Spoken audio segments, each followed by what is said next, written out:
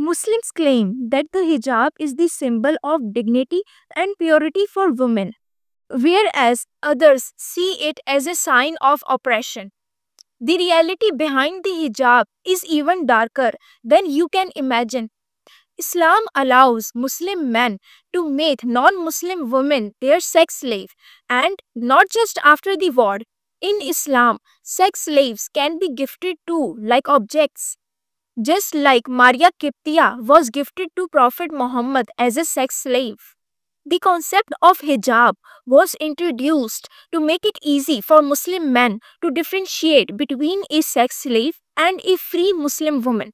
Sex slaves were kept forcefully naked by their caliphs like Umar and Ali in their sex slave markets in order to set their prices and to auction them.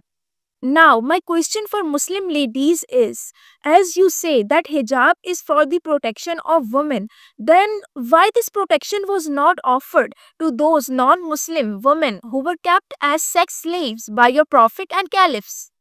Why, according to your Islam, the aura of a sex slave is different from a free Muslim woman? Do you wear hijab to symbolize that you are superior to those non-Muslim women who can be kept as a sex slave by your Muslim men?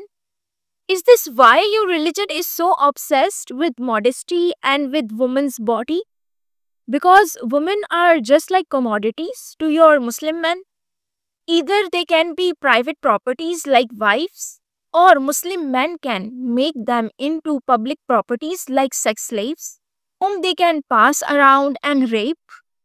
Is this why your religion emphasizes on the modesty of women? Because it has given free hand to Muslim men, like they can dehumanize, sell, and rape non-Muslim women? Is this why you give so much importance to modest dressing?